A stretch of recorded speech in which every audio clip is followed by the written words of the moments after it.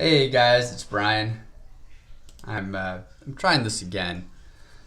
I just did a live stream a moment ago and deleted it because it was quite rambling. So I figured I'd just try this again and have a little more of a thought out plan of what I'm going to talk to you about, kind of based on my rambling thoughts a moment ago. So yesterday, and I don't have Facebook up in order to find out exactly who it was, but someone asked me where they could get the breakout box, and I've talked about multiple days now, and actually for a few weeks, a strategy that I like to use in the forex market, which is a breakout strategy. What that strategy is we just simply look at the market at a time of day. We find a volatile currency pairing, right? And this can be applied to every market. It doesn't just apply to forex. It applies to any market that has some volatility, where you've got some opportunity for movement. What you do, and I'll talk about how it works, and then I'll talk about how I use it. But what you do is you just simply look at a range, and you say, okay, we're going to set a box. We're going to set a top and a bottom. The box basically is just giving us an area where we've got a top and a bottom. And we say, okay, at the top of this area, if price breaks through it, I want to buy it. If price breaks through the bottom, I want to sell it. All right. So find a currency or a instrument that has a fairly wide daily range. Set an area at the top and the bottom of where it currently is trading, and if it breaks through the top, you'll buy it. If it breaks through the bottom, you'll sell it. How can you do that without watching it? Well, what you can do is you can set here. Let's pop over here into TradingView. Let's just go down to a 15-minute. That's probably a bad example, but really not. I mean, I guess we could look at this at any point in time, and you can do this with anything. But this is on the S&P E-minis. Coming in, and this is the U.S. session over here. So this was off hours over here. But if you're setting up for your day, for example, you could say, okay, I've got tops. Let me just draw some lines here. And I've got. You could either say that the top of the candle, or you could just say, I've got. Oops, well, that's not what I wanted to draw. Let's try that again. You can say I've got a top, and I've got a bottom. Right? Oop, dang it. And I've got a bottom over here. So you can set this up coming into the day. I've got a top and a bottom, and you can set yourself at the top. You can say, well, if price breaks this, I want to be able to buy it. So what I'll do is I'll build out a trade. I'll set a buy stop at the top of my area, and then you're going to want to build in a stop loss and a take profit to that. So you say, okay, I'm going to set my buy stop at the top of this, and maybe it's a 5-point range between the top and the bottom. So I'll set my buy stop at the top. I'll set a stop loss of 5 points. And then I'll set a take profit of 5 points. And you want to have your stop loss as a trailing stop that goes tick by tick. And then you'll build the same thing at the bottom. A sell stop at the bottom with a take profit and a stop loss that are equal to one another. And then have a trailer set, your stop should be a trailing stop that trails tick for tick, or in Forex, pip for pip, along with that trade. And from that point, you don't have to watch it. You've got math on your side. Now, what do I mean by that? What do I mean by you've got math on your side? Well, what I mean by that is if you've got a stop loss and a take profit that are equal to one another, and you're trailing that tick for tick or pip for pip in Forex, and you're 1-to-1, your risk and your reward, how can I do this? Your reward up here and your risk down here are equal. When that price moves and it breaks through the top of that box, and it moves every pip or tick it moves in your favor, you're ratcheting off risk until you get to that 1-to-1 reward, right? So if you've got coming back into the Forex world, if you've got a 20 pip stop loss and a 20 pip take profit, each pip, or in futures tick, each pip it moves in your favor, you're going to ratchet off risk.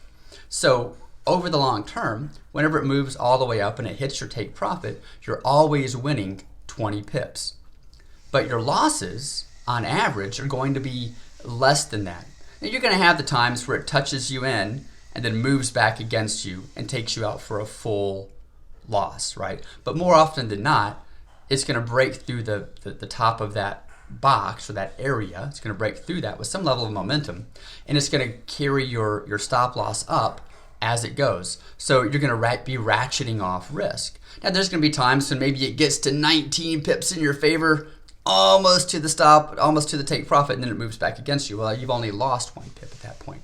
So, sorry, I just had to clear my screen here. So ultimately, your wins are always going to be 20 pips. But your losses, on average, are going to work out to be much less than that. So what that means, why is math on your side? Well, math's on your side because you're winning more than you lose. So from that point forward, even if you have a slightly negative win rate, you could be into the, depending on what your average loss is, you could be down into the 45% win rate area and still have a positive outcome on your account in the long term. That's pretty cool. And that works out the same way in futures as well, right? In the futures market, if you've got a 5-point take profit, 5-point stop loss, but you're ratcheting off risk with every tick it moves in your favor, you're going to have an average number of points that are, for losses that are much less than your average win. It only works out if it's a 1-to-1 win ratio, by the way. The math doesn't work as well if you've got like a 2-to-1 win, reward to risk ratio, and that's because you're going to have times when you're ratcheting off risk, and it might get into a slightly positive profit, 1 or 2 pips or 1 or 2 ticks, and then it comes back against you. Now you're blowing what your average win is over the long term. If you keep it 1-to-1 and you ratchet off that risk, you're always going to have a win that's on average larger than your loss, because your wins are going to be fixed at 20 pips or maybe 5 ticks or whatever it might be, but your losses are going to be less than that, 13 pips, 12 pips, 11 pips, whatever it might be.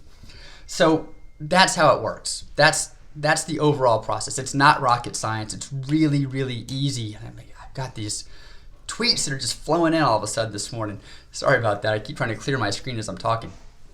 So it's not rocket science. It's a really easy process to use, and it works if you apply it and you're consistent with that application of it. In my mind, that's where a lot of traders fail. There's so many ways to look at the market. There's so many really easy ways to look at the market. Top edge, bottom edge, support, resistance, breakouts, mean reversion. There's so many different ways to trade. My advice is find 1 or 2 and just stick to them. Don't keep jumping around. You're going to lose trades. You're going to have losing trades. No matter what trading method you follow, there's going to be losses.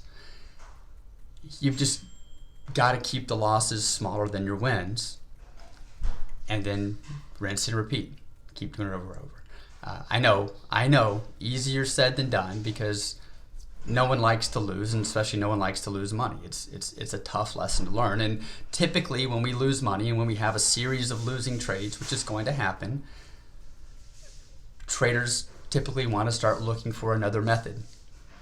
And that's where we ultimately fail. So we keep finding that other method, looking for that other method, and that blows the results. That skews what your results are going to be long term, because you're not sticking anything consistently for long enough to get a good sample size in order to really realize what that can do over the long term. So back to the breakout box. Someone asked me if they could, where you can download that EA. That expert advisor. It's an expert advisor. The one that I use specifically for Forex, and it works on MT4. I'll put it out somewhere. I don't know if I can put it here on Facebook. If I can, I'll put it on Facebook. If not, I'll put it in the members area on MakeMoneyFromYourLaptop.com. And when I put it out there, I'll put it out there with a longer tutorial about how the process works, and then also how that specific expert advisor works. But you don't really need the expert advisor. You really don't truly need it. I use it because it allows me in MT4 to actually trail pip for pip. It's a shortcoming of MT4 that the default trailing mechanism doesn't actually trail the way a true trailing stop should trail. I don't know why it doesn't, but it doesn't. So the expert advisor kind of overcomes that and allows it to trail pip for pip or tick for tick. But anyway, I'll put that out there, but you don't really need it. I mean, I've been preaching for months, ever since I put up this little Facebook page for friends and family. You don't need fancy indicators. You don't need fancy experts. You don't need really anything more than a consistent plan that gives you a mathematical advantage over the long term in the marketplace. And then a good trading mindset. And that's, again, I know, easier said than done. I'm there all the time. I do battle with my mindset every day. It's just part of it. Yeah, I'll put that out there. When I put it out there, I'll put an announcement here on Facebook and let you guys know where it is, so you can go find it if you choose to download it, if you choose to want to use that expert. But anyway, long story short, I've given you the information about how the process works, and you can apply it to any market. Just do it, and you've got to do it consistently. And the only way you'll ever know if it works or not is to get a good sample size behind it. You could either do that through back testing or through forward testing, but a good sample size, 75, 100 trades or more. 10 trades is not a sample size. I mean, it is a sample size, but it's a very small one, and it doesn't truly give you an idea of what something can do over the long term. It's not a large enough sample size to be mathematically relevant, right? So, when you're talking about odds and probabilities, the more data you have, the more powerful the results are going to be. So anyway, that's it for now. Have a great day. I'll talk to you soon.